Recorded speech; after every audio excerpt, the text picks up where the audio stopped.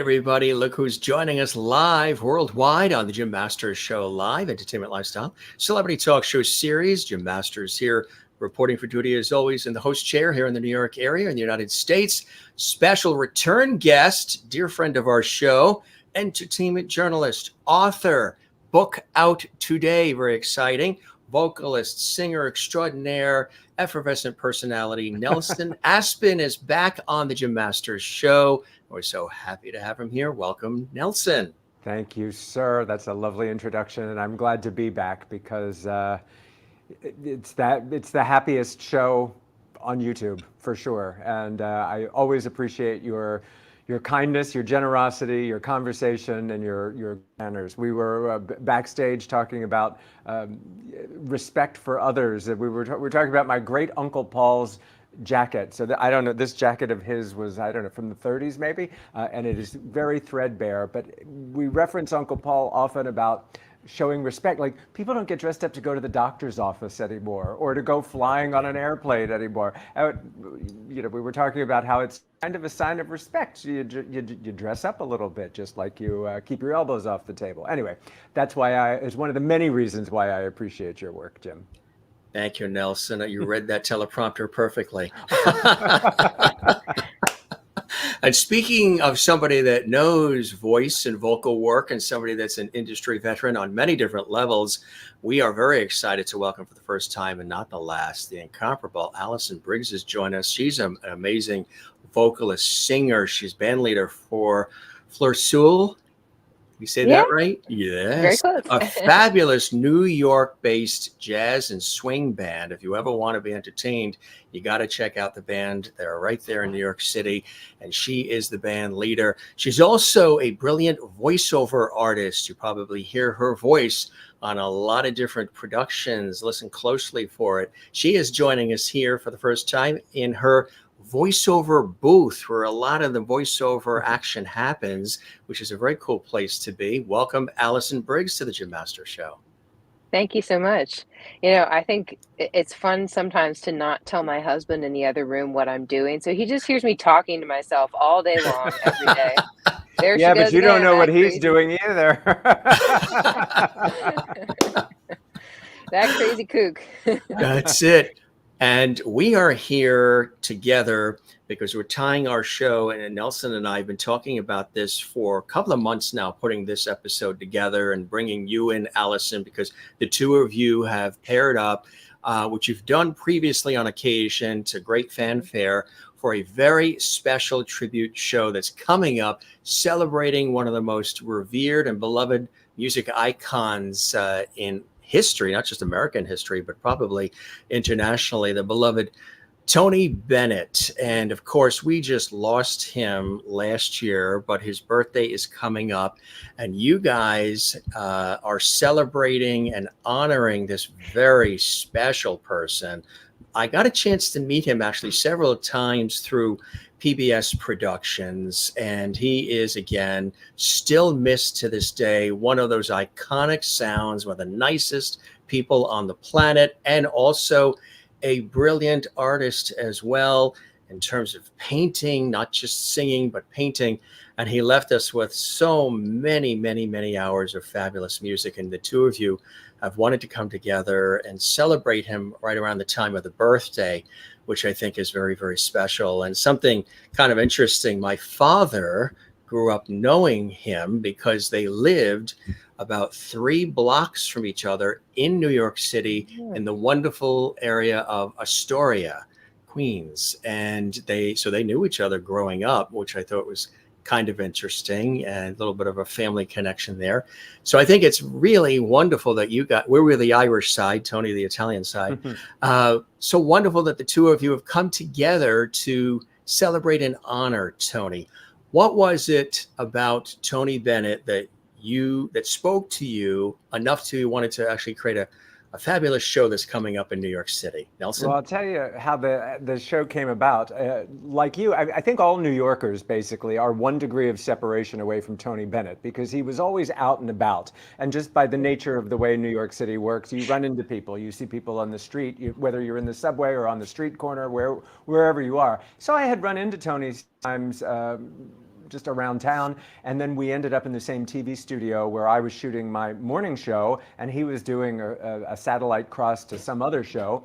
And so we were in the green room together and having a talk, and I wanted to pick his brain about things, and he started talking to me about his painting and his extraordinary gifts as a painter. And I said, Tony, can I do a segment on this show? And he was very willing, and he literally threw open the doors to his beautiful Central Park South home to us, just me and a cameraman, like, come on in, and spent an inordinate amount of time with us before we even rolled the camera, just talking and showing me things, giving me CDs to give to my parents and signing things. And he was just so warm and hospitable. And I got to know before the interview, and then we had this amazing interview. Flash forward to his passing last year, which was, of course, devastating for the entertainment industry. And he fought so hard against Alzheimer's and was, he was such a kind, generous soul in the way that he supported younger talent. He was just generous to a fault. And when he passed away, I said to Aspen, with whom I had been working on different productions, I said, you know what, we need to do a Tony Bennett tribute show. And I have this interview with him that I did, and it's completely bespoke. I mean, nobody else ever had that particular interview. That's just mine. So let's build the show around that. And it can speak to his non-singing side, it can talk to his childhood, it can talk to his philanthropy and just his humanitarian aspect. And that's what we've built the show around. And Allyson, with all of her many gifts, and it's certainly not to be underestimated, her amazing style, will take on the roles of all the great women with whom Tony performed, whether it's Judy Garland or Lady Gaga or Amy Winehouse, Diana Krall. I mean, the list just goes on and on and on. So we get to do a lot of fun duets, in addition to our own renditions of material that he made famous. That's amazing. So you guys have worked together previously, I know, and to, again, much fanfare.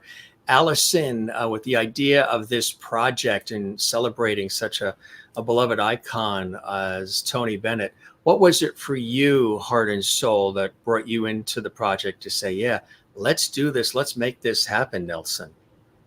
Well, I definitely wanted to work with Nelson again because we had such a blast. It kind of got the ball rolling last year when such a New York thing, he came to have dinner and found me at the Knickerbocker Hotel. We connected. I picked her up at a hotel. At a hotel. I picked her up at a hotel. Yeah, I was a guest in his birthday cabaret show at the Green Room 42, and then he was my guest at this wonderful Halloween bash that we did at the Triad Theater. And when he mentioned it to me, I said, "Of course, we need to do a proper full show together. This would be so much fun." And what better person to do this about than New York icon Tony Bennett. I'm from the jazz world. I can't tell you how many times we've referenced him, done something from his catalog. The only daunting task, which took us a few weeks, was how do we narrow this down and pick what songs we're going to do? There is so much to choose from. And that was honestly the hardest part of it all, is just which ones are so crucial. All of them are important, but which ones are we going to do and which ones just can we not simply fit into the show? But it ended up being, I think, a really well-rounded compilation that will showcase his broad career in different stages, different ladies that he collaborated with, and different languages that they sang in along with him. He was just so, I always thought of him as kind of an ambassador of music around the world, because you have him collaborating with all these wonderful female artists of different genres, and then he does the whole Viva duet segment and does all these Spanish megastar collaborations like Thalia, Luis Miguel, and Romeo Santos, and I was like, that opens up a whole other kettle of fish. So we tried our best, and I think we have as many of the important ones as people will sit still for. Yeah, we have a wonderful musical director, Andy Warren, and who works with Allyson all the time. And we sort of set our song list, and then we're like, yeah, but what about these other 20 that we've got to do? Yeah. And Andy was like, okay, let's make a medley. So, we go through the whole show, and the sort of finale, if you will, is to be able to have what we're calling a mega medley and be able to put a lot of those recognizable things. And one of the shows, the July 24th show, we're doing 2 shows in July at the Green Room 42. The July shows are commemorating his passing, the first anniversary of his passing. Then we're doing 2 shows in the beginning of April, which commemorate what would have been his 97th birthday. So we're taking the scope of his life and honoring the whole nearly century of it all. And what's kind of cool on the July 24th show, one of the great acts of kindness and humility that Tony did that a lot of people don't know about, your family might know about it because they, growing up in Queens next door to him, Tony endowed a school for the performing arts that is in Queens, and he did not name himself. His name is not, it's not the Tony Bennett School. It's the Frank Sinatra School of the Performing Arts, because he was close friends with Frank Sinatra. They loved each other. And so the Frank Sinatra School of the Arts was created and founded by Tony Bennett. They do have the Tony Bennett Concert Hall there. And one of my friends has a very talented son who attends the Frank Sinatra School. So we're going to have him pop up on his 17th birthday. There's Tommy O'Neill. So Tommy is going to pop in on the eve of his 17th birthday, July 24th, and do a Tony Bennett number for us. So that's just, to me, I get goosebumps when I talk about it because it's such a continuation of the legacy of Tony Bennett, who was always encouraging younger artists. And why he stayed relevant. There are not a lot of 96-year-olds that are performing at Radio City Music Hall with Lady Gaga, but he was always relevant because he wasn't afraid to share with the younger generations. That's so beautiful that you're doing that, because that is really giving him a platform and an opportunity and some notoriety as well. So as Tony has given and many others these opportunities to rise to the occasion, you're doing that for Tommy, which is a beautiful gift. Tony would be, in awe of that. Yeah, The school is very supportive of it too. I've spoken with folks at the school, and they're just, it must be a very happy place to be. And coincidentally, I have other friends who have a very talented child that had auditioned for both the Frank Sinatra School in Queens and the LaGuardia High School for the Performing Arts on the Upper West Side. And they're Upper West Siders, and the kid got into both schools, and he chose the Frank Sinatra School. So he's going to have to schlep to and from Queens every day from the Upper West Side of Manhattan when he could have just walked to LaGuardia in 5 minutes. But that shows you the power of the Frank Sinatra School of the Performing Arts and Tony Bennett's instinct for talent. But during that schlep, he gets lots of places to stop off to get good pizza and bagels. Yeah, and learn monologues and learn lyrics. I'm struggling with the lyrics. There are a lot of lyrics to learn. Yeah. So it's great to be a part of this, Allyson, and to have Tommy on board too, huh? Oh yeah, I'm looking forward to it. And it's supposed to be a community, this showbiz world of New York. And the more and more I get entrenched in it, the more I realize it's a very big but very small world. Like, everybody kind of knows each other, at least through someone else. And in my field, with working with so many musicians, we all kind of know each other, at least through one degree of separation. So it's really nice to be able to bring him into that and share that world with him. Hopefully he's not terrified of us crazy people. We're showbiz people, but No, he's a performer. He's into it. It's funny too, because we got this concept right after Tony passed, and last summer. And now, as the anniversary is approaching, Allyson sent me today. Michael Feinstein's doing his Tony Bennett tribute. I'm like, yeah, see, we can't get involved in this. This is not a competition. There's enough Tony Bennett to go around. But you'll see in the coming weeks, there's going to be a lot of Tony Bennett memories, and I say, bring it on. Absolutely right. For you personally, what has Tony Bennett meant to you, Nelson? Well, you know what? He was just. He struck me personally the day I spent with him, as opposed to just randomly seeing him around town. But the day I spent with him, he was such a gentleman. Speaking of Uncle Paul's coat, and respectful, and just. I don't want to say that all the older generation is like that. I mean, there are certainly plenty of older people that are cranky. I'm trying very hard not to become one. But having a role model like Tony Bennett, who was the consummate gentleman, you almost never saw him without a tie. You never saw him in like a T-shirt or something like that. He always had respect. Not just people and the industry, but for the music. And he tells an interesting story that we will go into more depth in the show, that his mother was a dressmaker, and she had to support, as a single mom, she had to support their family sewing dresses. And she said she got paid a penny a dress, as I recall. And he said she had told him that she never wanted to work on a bad dress. She only wanted to work on quality garments. And he felt the same way about music. And as Allyson and I were putting the song list, the thing that struck me is, while there are certainly identifiable Tony Bennett songs, of course, there are not really any songs that were just Tony Bennett's, because he said he never wanted to do a bad song. He learned that from his mother like a dress. He didn't ever want to do a bad song, which is why he chose the established classics from the Great American Songbook, jazz, swing, and all that stuff, which is really an interesting thing, and a lot of today's could learn from that. Beautifully said. How about you, Allyson? What has Tony and Tony's music meant to you? Well, I realized something really interesting as I was putting together the repertoire and the arrangements. And what's interesting to note is that, as Nelson said, it's a lot of familiar songs because they're just great songs. They're classics for a reason. They have staying power because there's something special about them, because they're just well constructed songs. But Tony's arrangements are not really in the public ear the way Frank's are.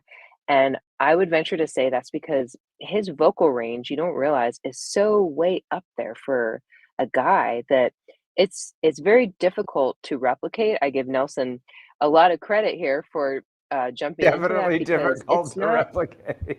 it's not an easy vocal range to hit either. And I think that his arrangements were also very unique and very not that Frank's weren't very swinging and jazz based, but Tony's were intricate in a different way that I think that you have to really listen to it to digest it all. And we're certainly realizing that learning this concert. So it was just interesting to note that he does an iconic version of Fly Me to the Moon, that was featured in an airline commercial that I thought was hysterical.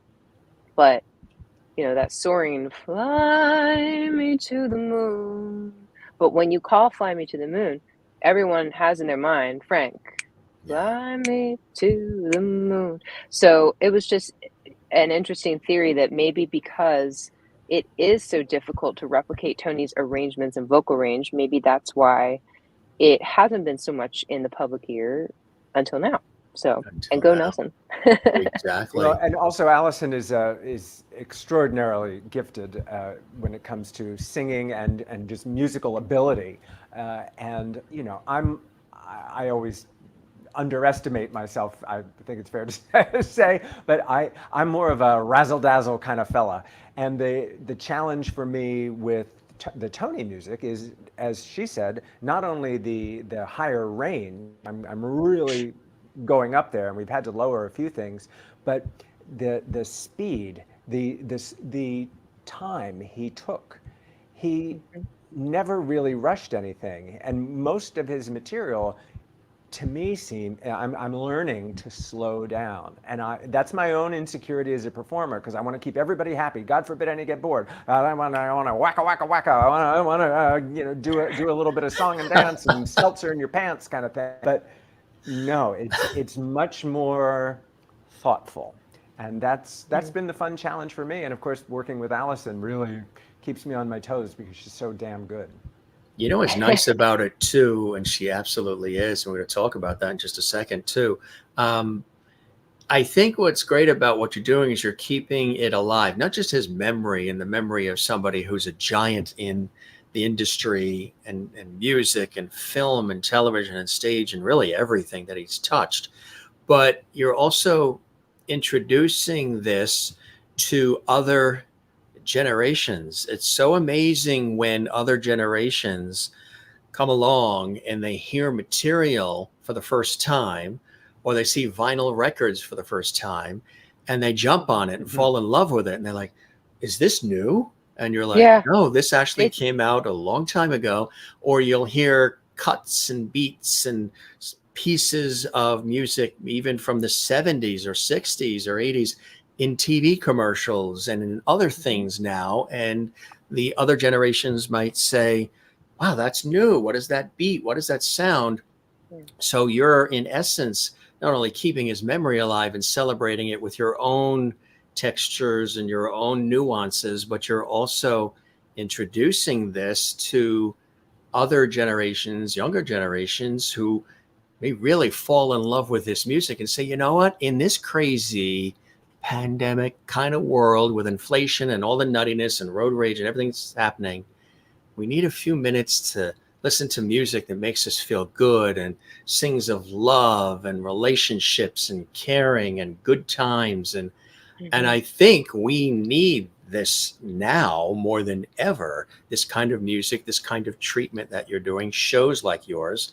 So bravo to both of you for keeping that alive, not just his memory, but the music and the feelings and the vibes that he shared with all of us, that you are elongating through the performances.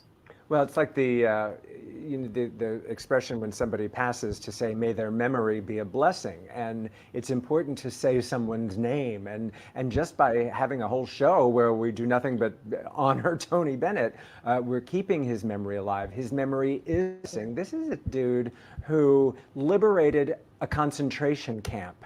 This is a guy that marched with Martin Luther King. This is a guy who endowed schools, funded Alzheimer's research. When he was diagnosed with Alzheimer's, he didn't just go hide out in his lovely Central Park apartment. No, he came out and talked about it and fundraised for it and became an advocate for research. And it's just a remarkable guy. And kudos to his son, who had the foresight when Tony's career was, not waning. Waning is the right word. When his career was waning, and his son became his manager and was like, Dad, we got to get you on MTV.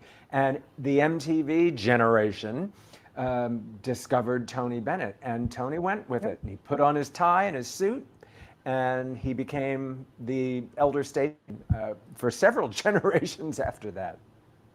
That's amazing. That's really true. That's what happened. It was that time on MTV, which was perfectly timed, and it was his coolness, his smoothness, his slickness, So cool. his vibe that was so refreshing for them.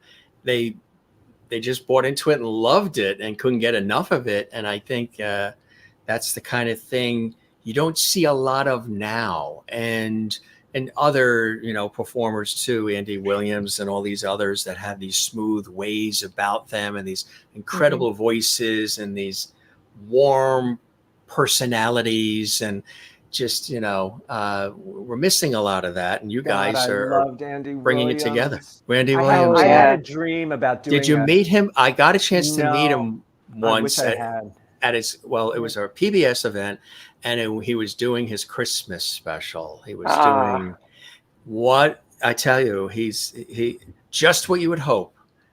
Warm, soft-spoken, gleam in his eye, kind, greeting everybody. And also cool. That's just that kind of cool. It doesn't absolutely exist anymore. Just super cool. If I could have, and I'm like, we get off on a side track about this kind of thing. We always do, Nelson. Edie Gourmet, and I'm such an Edie thing. Allison's got a thing with Peggy Lee. Yes. Allison is like, Allison is like Peggy Lee. Too. Yeah. But I think my favorite female artist was Edie Gourmet, and I go down the wormhole of YouTube Edie Gourmet songs. You see when they were on the Hollywood Palace and all of that, those clips. And when she sings, "If He Walked Into My Life," now to sing a song from the musical Mame, out of context, To sing, if it into my life, unless you know what the context is from the musical from which it's taken, it really doesn't, like, you don't, it doesn't make sense. When Edie Gourmet sang it, it made sense. And nobody sang like Edie Gourmet, but that's just me. That holiday feeling, you heard that song a lot now. They brought that back. You hear it on Sirius XM and elsewhere during the holiday time with Edie and Steve Lawrence. And Steve Lawrence, we just lost not that long ago. They were such magic together. Allyson, you, our audience may be familiar with Nelson a little bit from the previous conversation, but we'll have him remind our viewers of some of his great accomplishments. Tell us about your background, because you are being introduced to our viewers around the world for the first time, which I'm very excited about. We'll have you back too as a guest. How did you first get started in using your instrument, your voice? Was it doing voiceover first? Was it singing? What came first for you? For me, it was the singing. I think I did my first musical theater performance when I was 5. I was a little chorus girl, I think, in a children's production of Pocahontas, and I caught the bug, and that was it. And I don't think I ever stopped singing since then. I was in all the choir things. They had a series of competitions where it was like districts, regional, state, Eastern Seaboard. I did all those things all the time. Where was home for you at that time? I'm originally from Doylestown, Pennsylvania, which is in Bucks County. Sure, yeah. And about an hour north of Philly. And I decided to go to NYU to pursue my dreams of musical theater, Broadway, all that New York would have to offer. And as I started, after I graduated, I had a fabulous time at NYU. I started meeting musicians, and when you meet one musician, very soon you meet another, and they recommend their friend and then another. And it's a very old school way of just word of mouth, recommendations. And suddenly I had a band, because I started out just playing some songs with a guitarist in the basement of my mom's house, saying like, what could we do with this? And it just kind of like a nice tumbleweed kept rolling along and picking up more people along the way and picking up some steam. And suddenly I think we did our first ever show at the Duplex in the West Village. And I hope no one has video of that tape from 2014, because that was my first ever concert as a band leader. You cue that video now? No. There was much to be learned out of that concert, and bless my family for having endured that. But I think we've come a long way since. Fast forward to now, and I'm very, very blessed and appreciative to be able to make this my full-time career here. And the voiceover. The voiceover came in the background. I was always kind of trying to figure out that mysterious world as well. Right. And I would say by 2018, I really had a handle on that, and how built up a little client base, and just took time and take a learning curve. It's a learning curve, a lot of patience, and I'm not a patient person. I'm very like, okay, we needed this done last week. Yeah, right. So just the learning curve is kind of like this, and then it. Right, exactly. What are some of the maybe companies or services, products that you've done voice work for that folks might recognize? Well, I most recently did a campaign for Blue Air purifiers. When air purifiers became a big thing in 2021, they have this cool campaign that was on Hulu for a while. I did their thing for about 2 years, and I'm trying to think. I do a lot of like technology companies and healthcare. I did a whole series in English and Spanish about getting your colonoscopy and why you need one. In any language, it's important. In any language, it's important. It truly is. But some of the technical and health-related and scientific terminology, the pronunciations of it, those scripts can be very daunting, right? Yes. And half of the time, I don't remember what I was talking about because I'm focusing on it in a different way, not so much for knowledge retention, but for conveying a certain energy behind it and Right. clarity. And my husband will ask me, "Well, what was that job for?" And I'll say, "Something in the cloud." Like, I don't totally understand. It's kind Hmm. of over my head, but it was Right. something about cloud technology security. Right. That mysterious cloud. Right. Exactly. Or the night before the procedure, part of the prep is drinking chalky fluid, Uh-huh. a powder that you mix. Stay close to the restroom Page at all two. times. Exactly. So that's fantastic. And your material is on Spotify and iTunes, everywhere Oh, people can yes. go and hear. How Mhm. did the group, the Jazz and Swing Band, form? I did a little research, and the name, I think it's really cool that you guys picked that name. It means the lone flower. Yes. Tell us So about I that. picked that because I was tossing around some ideas in my head and I thought it sounded really cool, but it also made sense because it's usually me and the guys, and they love to tease me and say, "Oh, so are we all the weeds around the flower?" I was like, well, it wasn't what I was thinking. Um, but it fit because we do so much French repertoire, and it just kind of stuck. And unfortunately, I picked one of the more difficult names on planet Earth to spell, but hey, if we can figure out how to spell Givenchy, eventually Flexel will catch on. Right. Or say escargot or any of that, right? Yeah, yeah, Not yeah, escargot. Exactly. And Nelson, of course, you, a beloved Australian yeah. entertainment journalist in Australia for a long time. And he's been on television You for a get long less time time. for murder. Right. And of course a fabulous vocalist and cabaret performer and so much more. And he is an author and a published author, and new material is out as of today. And Literally this morning. congratulations. Literally this morning. Thank you. I don't even Just have a copy of it yet, but it's the sequel to Dancing Between the Raindrops. The it's and perfect product placement. That the was new cover. perfect. The new cover looks like the old cover, except it's called Dancing Between the Raindrops: The Hollywood Years, and it chronicles. Oh, you do have. I good. Yeah, I sent you a JPEG, and there it is. That's the new one. Dancing Between the Raindrops: The Hollywood Years, and there I am back in the '90s. But it chronicles the 22 years that I spent in Los Angeles, because I had lived in the first book was about my life in New York City in the 1980s as a soap opera actor, as an aerobics instructor, and it was like, I got to go to LA if I want a TV career. I ended up doing morning television for 30 years, the first 22 of which were in Los Angeles. So the book, although it's a semi-autobiography, because I can't remember everything, so I had to consolidate things and move things around, but it's the stories of things like my experiences with the O.J. Simpson double murder. I was actually involved with all of that to the point of where there was some suspicion that I was the victim.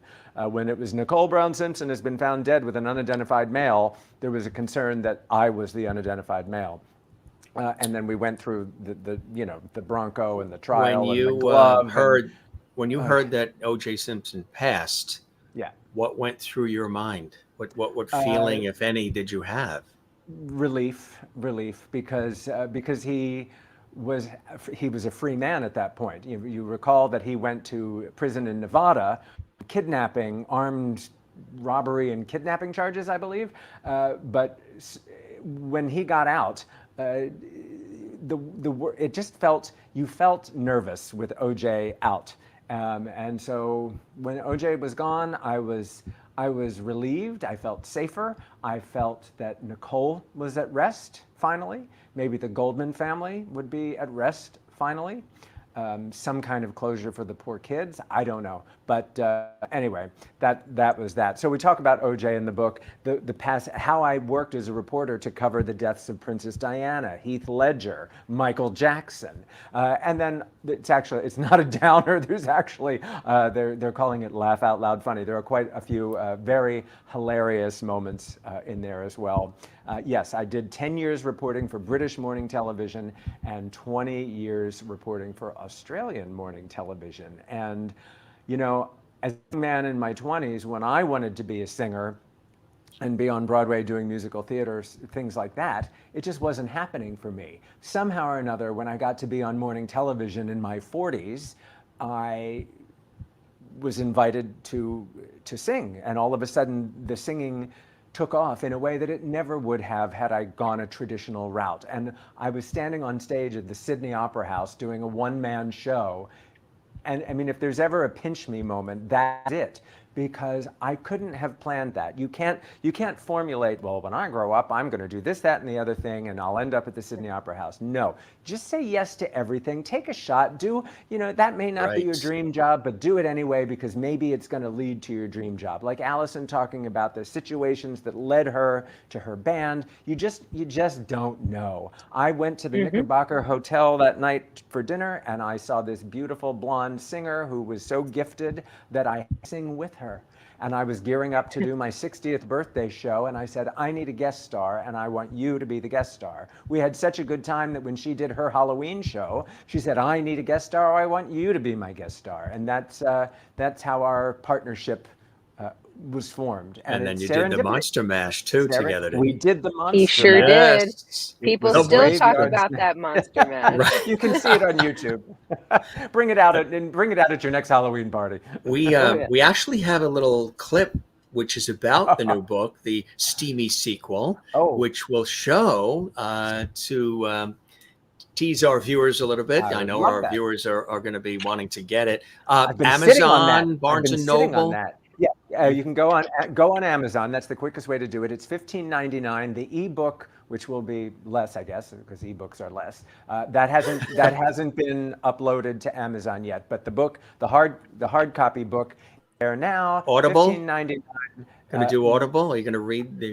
You know what? There will be a third book. The whole thing will be a trilogy, and then the plan is after that to release a box set, and with the box set, I'll also do the audiobook.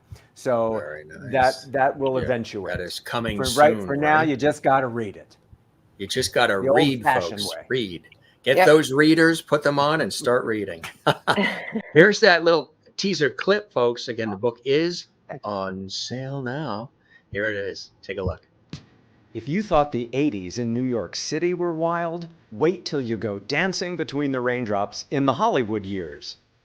This sequel to my semi-autobiographical novel about life, love, and building a star-studded showbiz career moves to Tinseltown in 1990 and covers the tawdry 22 years there among the rich and famous. From the LA riots and O.J. Simpson's double murder trial to the deaths of Michael Jackson and Heath Ledger, there are also plenty of sexcapades and celebrity romps as we search for lasting love in the City of Angels. Don't miss out on the misadventures. Critics say it's the book you must read if you don't read anything else this year. Wildly entertaining and a juicy joyride through Hollywood. Dancing Between the Raindrops, The Hollywood Years, is available on Amazon or ask for it in your local bookstore. And grab an extra copy for your bestie. So that's the first time we're going to have to get a sexcapades on your show. We're going to have to get, we have a graphic that says JMS exclusive, but we're going to have to get one that says celebrity romps. I like a juicy joyride. I was going to say. So how long did it take you to write this one? Was this something that was, happening over the course of a few years to compile it Well, all, Nelson? it took me a lifetime to live it, to be Yeah. able to write it. But Yes. I had written Field several research. books. Yes, I haven't written the third one yet, so I'm still working on it. Anything could happen. Allison will probably be in that one. But no, I had written the first book, and I don't know, however long that took. That came out last, I think it was last November. I knew, and I couldn't stop. I was a machine.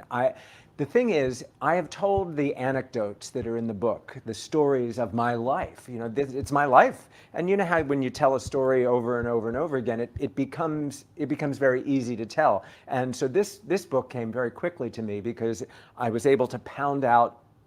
I dramatized them, but I was able to pound out these stories because I know the anecdotes so well. So I knocked that. This book was not supposed to come out until the holidays, but I finished it 5 months ahead of deadline, so we were able to get it out now, and I can relax until 2025 for the third one. And I'm also working on a Titanic book because I have a Titanic podcast called Titanic Talk.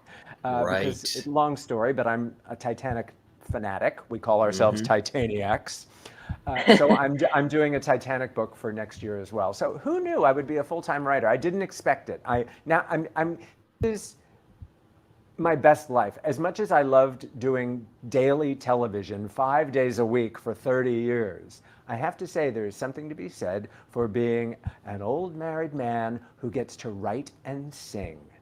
That's what I do now. I run. I'm a runner, and then I write. I run first thing in the morning, and then I write and I sing. You're enjoying your bliss, right? Yes. Yeah. And Allison, you mentioned Spotify earlier, and Allison's library is quite extensive on Spotify. And my husband and I never had a honeymoon, and we were trying to figure out where to go for our honeymoon. And I was sitting here in my apartment, and I had Fleur Sol on Spotify. And all of a sudden, Fleur Sol is singing La Vie en Rose. And Paris is a special place to us. And we hadn't been there since before the pandemic. And we'd been talking about going somewhere warm because it would be in January. And I said, you know what? Would it be so bad if we went back to Paris? He's like, I love it. So it was thanks to Allison and her vocal gifts that we ended up having our honeymoon in Paris. That's fantastic, huh? Wow. And I heard that rendition that you did, Allison. Beautiful. It's extraordinary. It really is thanks. extraordinary. You're not only singing, you are feeling and living it. Your facial expressions, your movements, you are completely in a total zone. Is that what happens to you when you're performing, when you're singing? Do you get into a real zone? Yeah, because the material it's so rich, and if you glance at it on paper, it seems so simple, or a one-page set of lyrics, but it's very difficult to do simple. And hearkening back to what Nelson said earlier about Tony's ability to be in the stillness and have those open, vulnerable spaces, it allows the lyrics to sink in. And if you let it, these songs just transport you to that time that we were referencing. You know, people don't often dress that way, act that way. However, I think because we're all a little anxious, guarded, it just as a society, it has shifted. But those songs, the music, and I try to dress the part to accompany it, all will transport you back to that time where it was a lot more innocent. It wasn't embarrassing to express your feelings, and these songs, the melodies and the lyrics are so emotive and beautiful and very vulnerable. And I think that's how I connect to it, and how to make it fresh every night. It rewrites itself. That's what makes a great song. Exactly right. Your jazz and swing band, are you performing, touring? Where can people hear you? In addition to, of course, Spotify and iTunes, are there any performances also coming up with that? Yes. So we are weekly Fridays at Tavern on the Green in Central Park. We have been the house band there for the last 10 years, and it's beautiful. So you can visit my website, florescell.com, to check out the calendar of where we'll be.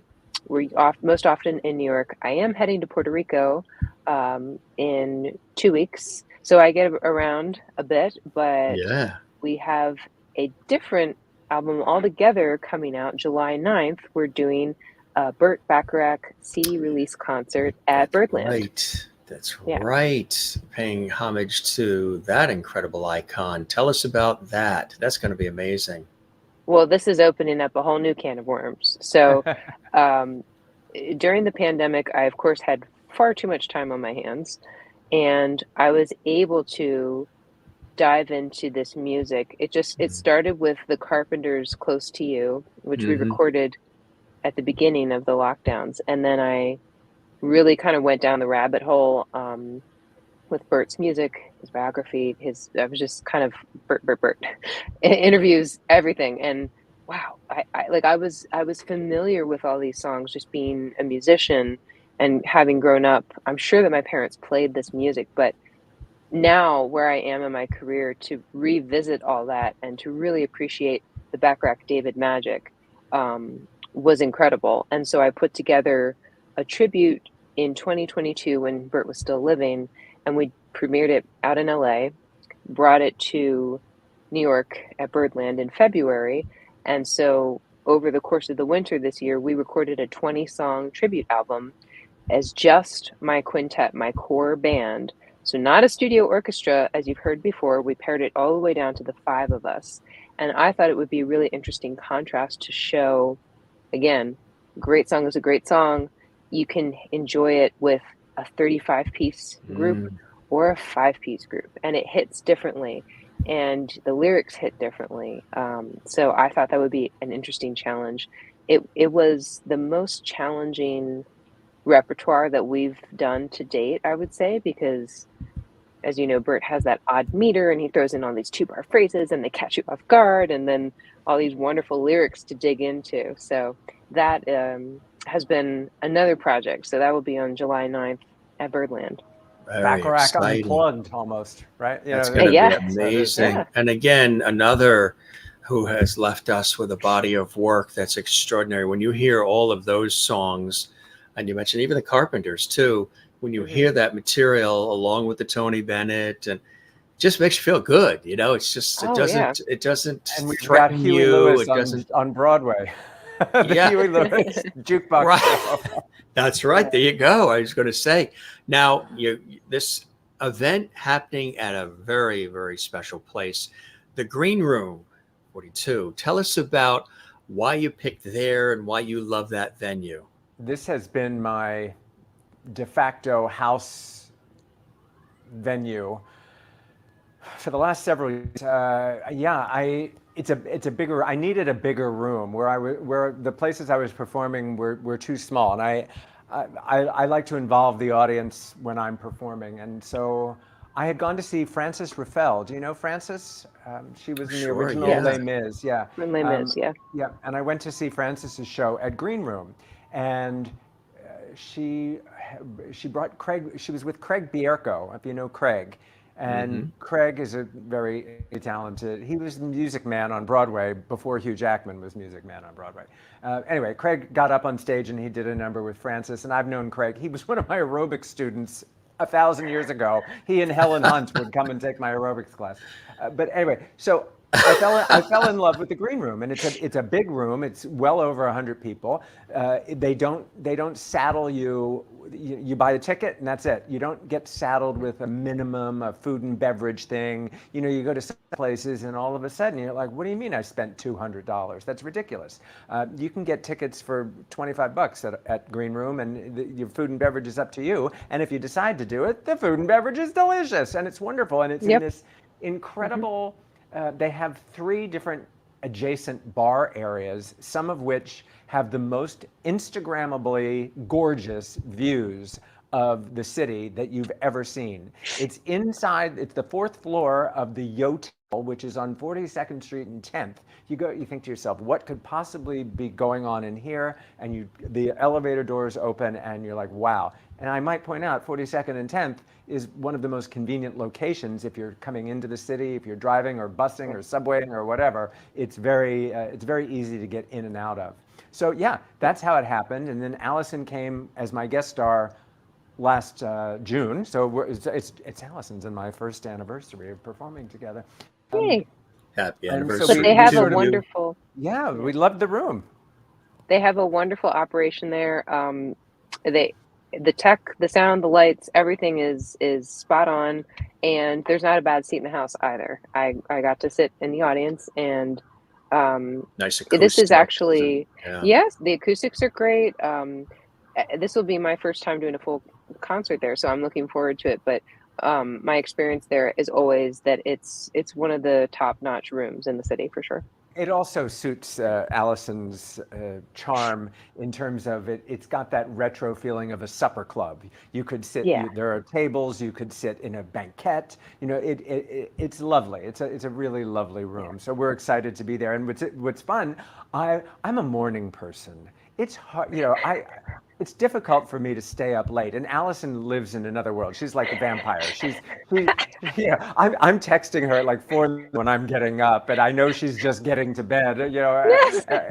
Were you always a morning person, I've always Nelson? been a morning person. So how did you cover those late night events and galas and different stuff? With We had misery, to be out late. with misery. Misery. So I never miss a sunrise. Let's just be honest. I'm a freak. I never sleep. Anyway, so what's nice about this show is I've always wanted to do matinees, and we're 2 Sunday shows, and those shows will be at 1 p.m. And then we're doing 2 Wednesday evening shows, and those shows will be at 7 p.m. 7 p.m. is also a great time, like, because you know then we'll Sort be of done by dusk. 8:30. Yeah. Yeah. Yeah. But the matinees, I mean, what I'm thinking, we were talking about like, well, Tony Bennett and what times do we want to do? And like a Sunday brunch situation, you know, if you have somebody in your life who loved Tony Bennett, that, you know, a Sunday brunch is the ideal opportunity. And the Sunday, August 4th show, because I have tremendous friends and fans and family all around the world, especially in Australia, 1 p.m. they're asleep. So the August 4th show will live stream. Live stream. And that's right. another nice thing about Green Room is when you buy a live stream ticket, that link is good for a week. So you don't have to watch it live. You have a week to enjoy it. So we're really excited. There's no excuse not to see the show. I'll be struggling, but we'll enjoy it. 1 o'clock, she's just rolling out of bed. Coffee, stat, early morning coffee, stat. Lots of coffee. What, Of coffee. Well, I'm a late night creature for late sure. night. Do you like to snack at night too? Are you like a? Well, I have to wait Raid to have my refrigerator? ice cream until after I'm done singing. So Yes, no cream, no milk, dairy for ice cream hour No. is at 1 a.m. See, this is the difference between she and I. She is trained, she is disciplined, she is like that, and I'm like, give me a glass of wine. Give me a glass of wine. So, what can people? And we've teased a little of it, but somebody's watching right now, and they're like, "Gee, I want to go to this." What can people expect when they see Nelson and Allyson hit the stage, remembering, honoring, celebrating the one and only Tony Bennett on those dates? What can they expect? What do you Allyson, What do you hope they're left with? Well, what I want them to take away is this is a tribute to him and his massive body of work, highlighting the way he was a master at collaborating with all these artists, kind of an ambassador of music. To walk away with an appreciation of his immense career, just such the gentleman that he was, and his immense talent. This will by no means be any kind of imitation, because those can get so strange when you try to replicate someone else's performance. This is our own, coming from our hearts out of sheer love and appreciation for Tony, what he brought to the scene of music, and the various interesting women who collaborated with him. And we hope that you'll hear a song or arrangement that you might not know or that you haven't heard in a long time, and bring that back in your memory again. Yeah, we are not impersonators. That's not what this is about. This is honorific. And what I would like the audience to come away with is maybe a feeling that they're getting to meet the man that I met, because we do have the interview clips. So and then I can you sort of put them into, I can put them up to put them into perspective. So to give you an idea, because everybody has a Tony Bennett memory or a Tony Bennett impression or a favorite song or I don't know, something. He's really touched almost everybody, certainly anybody that enjoys music. So yeah, that's what I'd like the audience to come away having, of course, had fun, maybe having a good food and drink or whatever, but to feel like they know something more about Tony Bennett than just the recordings that they've heard. Absolutely. Well said. Well said. It's going to be really quite special. Congratulations on the book, too. What are some other things that you've got coming up that you're working on, Nelson, aside from all of this? That's right. So now I'm launching into the Dancing Between the Raindrops, the Hollywood Years promotion. As of today, that's taking on its life of its own. And I will be scheduling, I'm going to wait till, I got to get through Tony Bennett. Once we get through Tony Bennett in August, I'll be doing a series. I did this with the last book and it was tremendously successful. I'm going to do a series of happy hour book signings around Manhattan, where you can just come to some of my favorite restaurants. I choose some of my favorite venues around town. Come have a drink in a place that you may have never been before. Experience what they have to offer. And while you're there, you can pick up a copy of the book. Signed copies make great gifts. So I'll be doing that in addition to working on the next. And then we'll see what Allyson and I can cook up after that. Maybe this Tony Bennett thing will have legs and we'll take it on the road. Would you love that, Allyson? That would be grand. Where I hope that we can also take it. We've been in chats with the Frank Sinatra School. Wouldn't it make sense to bring that to the students this coming fall, and their own student is part of the show? So that's something that we are hoping that will come to fruition. And there's a whole world of possibilities where else this could go. We'll never run out of songs, that's for sure. So we could do a different show every time and still have new material. But also, just to mention that another part of the show that the audiences are going to get and be able to appreciate is an immensely talented jazz band. They're amazing. World-class musicians joining us. They're my core guys who have played in all the wonderful rooms of New York. You're going to get to appreciate all these different things, great musicianship, great stories, and insights into his personal life, and a whole great concert. Nice. Did you, either one of you or together, want to do anything short a cappella just for the viewers to surprise them? They love when the guests sometimes do that. I thought you were asking in the show, and I was like, I actually have a little moment. Something that you want to share now? No, I don't think so. You can go to YouTube and see all of that. But it's to the show. There she goes, right? See? I was going to ask you, Jim. I want to interview you for a moment and ask you if you had a favorite Tony Bennett song.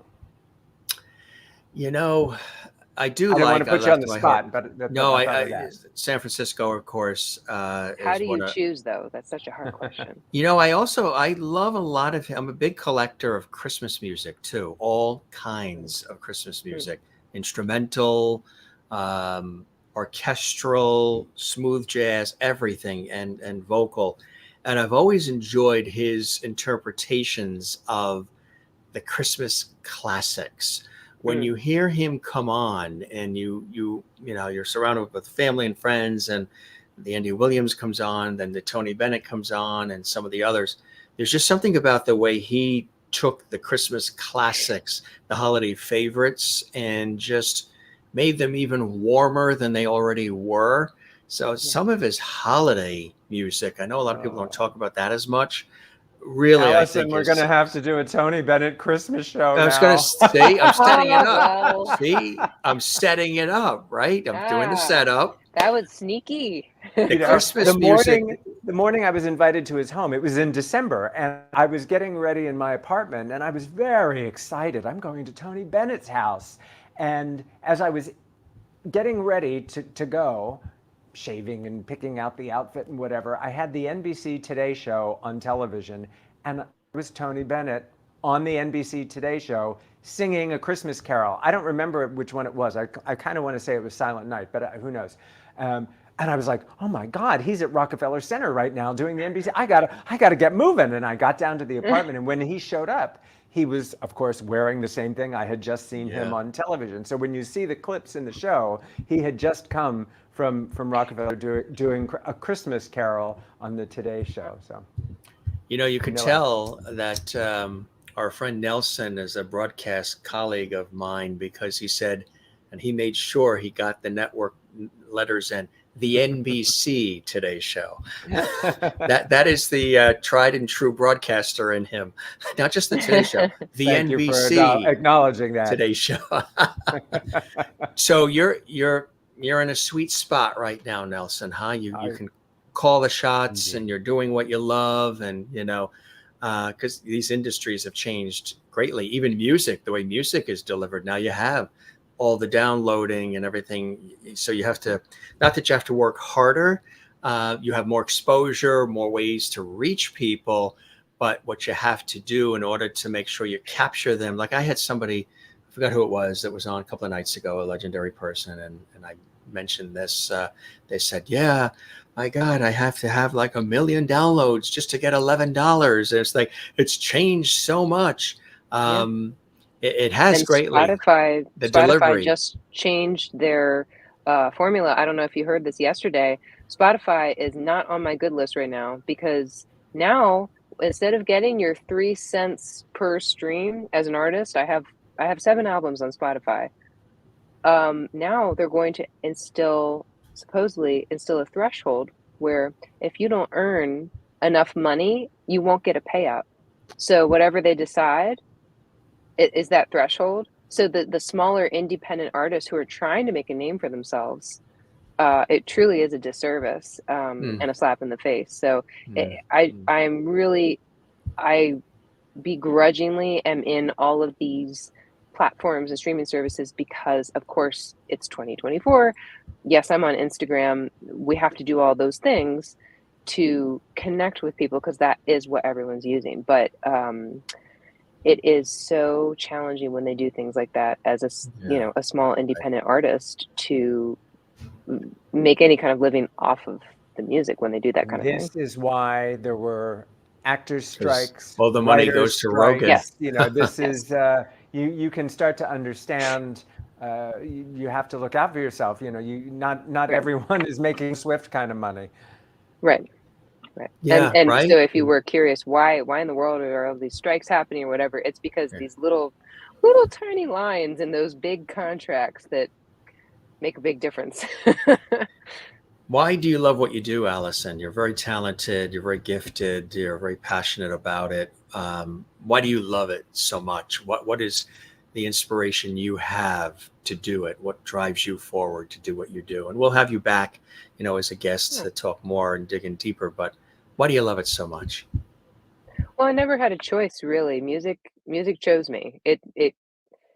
I at least have 2 songs going through my head at any moment of any day.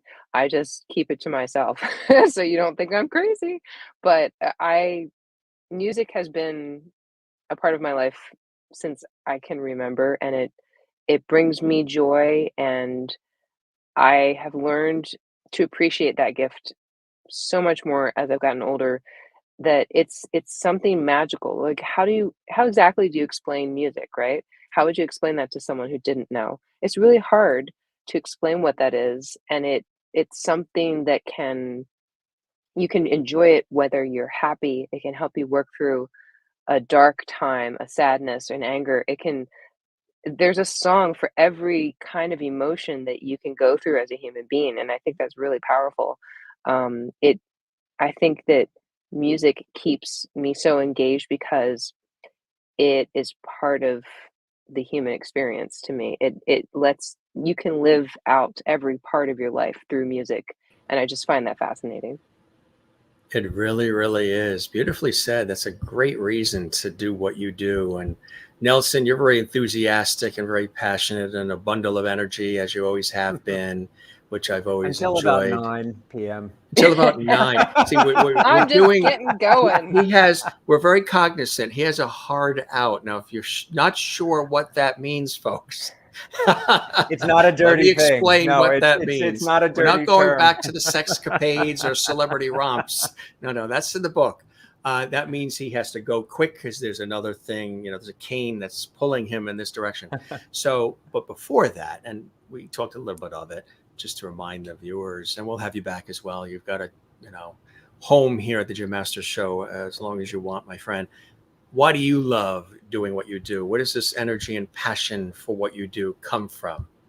I just, I've always been a ham, I guess you could say. And my blessed, dearly departed mother had the foresight and the sensitivity to recognize when I was 3 years old or whatever, running around the farm, pretending to be the Wicked Witch of the West. She's somewhere, she had a movie of that. I just was literally always play acting. I always had imaginary friends. And by the time I was 8 years old, she took me into Philadelphia, to the big city, to audition for my first play. And I began acting professionally as a child actor and doing like local commercials and things like that in Philadelphia. But I am doing everything I ever dreamed I would get to do. I'm writing and singing. I'm married. I didn't get married till I was in my 50s. We've been together 10 years now, but life, I thought, my parents always told me life begins at 35 because that's when you get your brain delivered. Get your brain delivered till you're 35.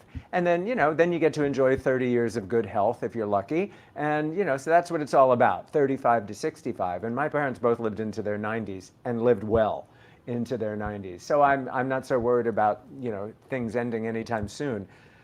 But it's really true that I think life begins at 50. I was very, very happy and have always been happy, but nothing compares to the joy I discovered at 50. You take care of yourself, mind, body, and spirit? Do you meditate? A little bit of this, you a little bit of rest? that. Sure, we'll go with that. But no, I think it's more than anything. It's just I'm happy. I'm innately happy. It doesn't mean I don't get sad, but my default setting is happy. And I just want to entertain. It's not about I want the spotlight on me. It's I want you to be entertained. Put the spotlight on me so I can make you laugh, so I can make you cry, so I can tell you a story. So that's on stage or in print. On stage or in print, you got it, or online or on the air, whatever it may be, right? Podcast, Titanic Talk, Spotify. I don't make a dime off Spotify. I was going to say, from the networks to doing stuff in your bedroom. It's amazing how it reversed. Everything's going backwards. I did stuff in my bedroom, but that's another book. You guys are the best. I know you have to scoot off, Nelson and Allyson. You've got a lot going on. You probably have 4 pages of script you have to record by midnight. You guys are great. And I hope to get out there to see you guys. We're all here in the New York tri-state area. So I'd love to see if I can get in there and see you guys and maybe get a bite to eat and see the show. That. And we'll hang out afterwards. It's such a cool venue that, come for the show, but plan to hang out. I mean, talk about Instagrammable. I mean, it's just so beautiful. Right, exactly. And I really appreciate all the time. This was really a fabulous, I don't call these interviews, I call these conversations, free-flowing, unscripted. Yeah, you just have a good time together. We're all on the equal footing with all of our fabulous viewers watching and enjoying. Merlin in Ontario says, and you are lovedies. Yes, you are. Jim Master Show lovedies. Matter of fact, this is happy birthday to Marissa's mother. I'm reading Marissa's mother. With that, so that's happy birthday. As Tony Bennett would sing it beautifully, but we do wish her a happy birthday. Do we all want to sing happy birthday to Marissa's mother? What's her name? Marissa, what's your mother's name? Marissa's mother. Marissa's mom. Want to lead us off, Nelson? Go ahead. Happy birthday to you. Happy birthday to you. Happy birthday, Marissa's mother. Happy birthday to you. Not easy with streaming because we're all a little. This is a trifecta of joy and happiness happening here, or levity as we call it. Maureen in Arizona, this has been a great conversation. Thanks to you both for being here and keeping the music of the good old days alive. And that's from Maureen in Arizona. Kathleen in New York City. Thank you, Nelson and Allyson, for being here. I really enjoyed this conversation. Can't wait to check out the book. Good luck with everything as well. Right. Sherry Larson is here. Thank you for joining us. Love what you're both doing. Blessings and all you do in the future. And we've got claps coming in from Kathleen Walker in New York and a super sticker as well. Kathleen, thank you very, very much. We really appreciate that. And all these wonderful comments from everybody. You guys are the best. We'll, of course, repeat how you can get tickets. You can go right to the Green Room's website, right there, the greenroom42.venuetickets.com. It'll take you right to their page. A lot of great shows happening at that venue. This will take you to their page as well. And, of course, Allyson has her page and her band has their page as well. Nelson has her page. And of course, if you guys get a page and you get a page, and you get a page and you get a page and you get a page. We should all have been Pages when we were kids, right? It's my middle name, you know. Page? Mm-hmm. Really? Nelson Page Aspen Jr. It's a lot. It's a lot. I'm a junior too. Yeah. I'm a junior. You're a junior. Wouldn't you like to be a junior too, Dr. Pepper? Hey gang, if you enjoyed this episode, give it a like on our YouTube channel. Share this episode on your social media. Subscribe to the YouTube channel Jim Masters TV and interact with us. Leave a comment in the comments section. We would love that. They should all subscribe to Jim Masters TV, our channel, shouldn't they, gang? Absolutely. Oh yes. Thank you very much. I appreciate that enthusiastic response. Subscribe now. The $10, subscribe right now. The $10 will be in the mail tomorrow. Nelson, thank you very much for returning to the Jim Masters Show. You're the best. Allyson, a pleasure meeting you for the first time. And we will keep the porch light on for you as well. And I hope you enjoyed the time with me, both of you, as I have absolutely with you. Well, thank you so much for having us. The pleasure is all mine. Allyson, thanks for joining us. You be well. We'll see you again, and good luck with the shows coming up, okay? Thank you. Hope to see you at one. Yes, absolutely. You be well. And Nelson, my friend, thank you. Pleasure putting this together with you. You're the best, and I hope you enjoyed the time with me as much as I have with you once again as well. Amen. Amen. Indeed. You be well. Take care, all right? Good night, guys. Heart out. There we go. Take care. Nelson Aspen, yes, and Allyson Briggs joining us here on the show. So cool. And here is, again, a great photo to take a look at. And let's pull up the site details. There you go. Go there to get the tickets. You see the dates on the screen. It's going to be amazing. The Green Room is a fantastic place. They have come to us from good old New York City. It's Tony Bennett, a tribute to the legend. It's really going to be something. And not only are they going to have all the great music, as you can tell, they're going to have a ball too. A lot of fun, a lot of interaction, poignant moments, beautiful moments in memory of Tony right around the birthday, and celebrating this iconic and extraordinary figure in American music and worldwide as well, who we lost last year, but is still with us in memory and in music.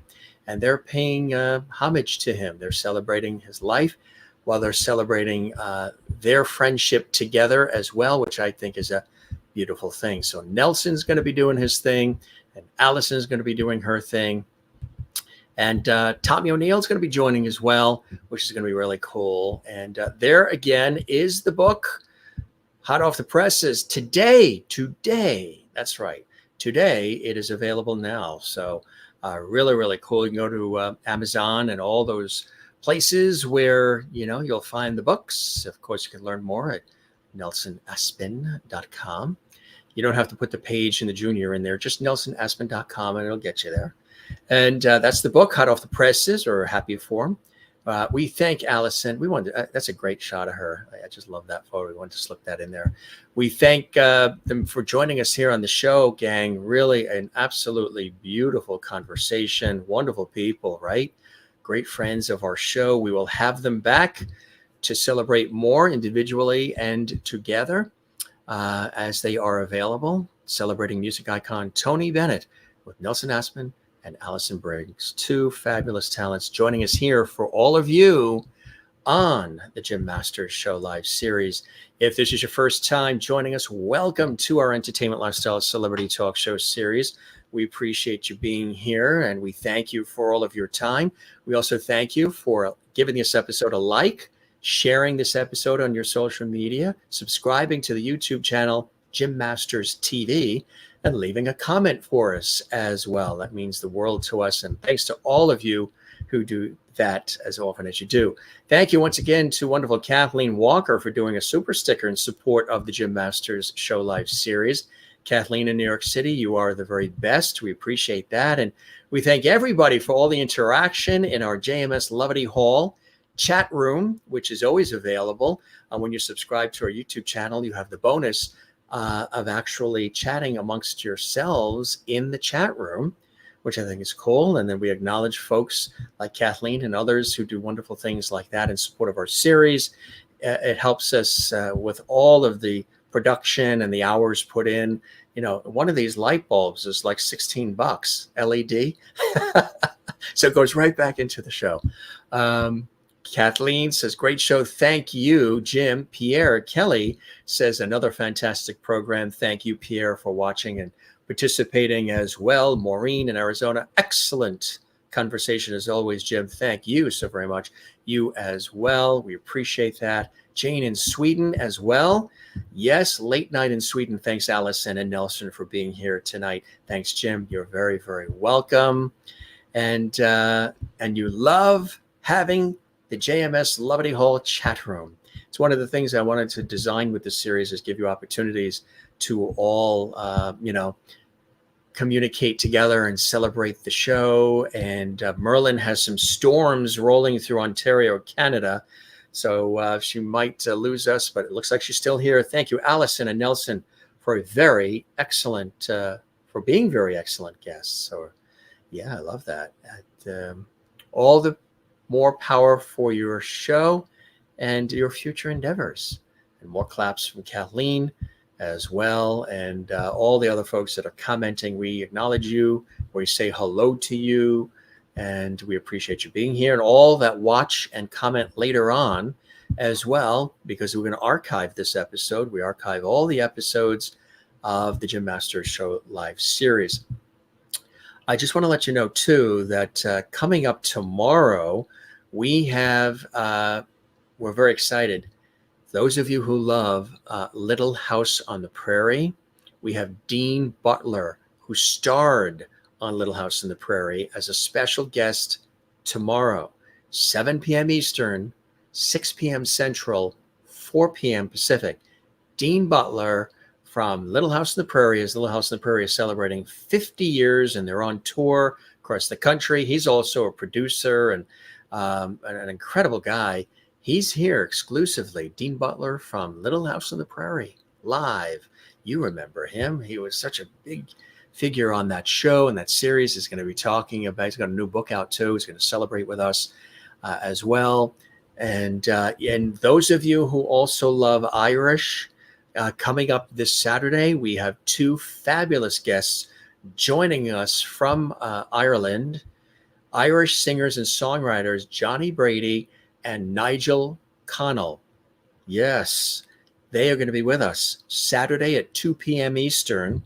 Saturday afternoon. It's a nice weekend afternoon episode of the Jim Masters Show. For those of you who are following along this Saturday, Nigel and Johnny will be here. We'll be introducing them to you exclusively on JMS this Saturday, 2 p.m. Eastern, 1 p.m. Central, which 11, 12, 2, is that 11 a.m.? Yeah, 11 a.m. Pacific. Got to keep track of all these time zones.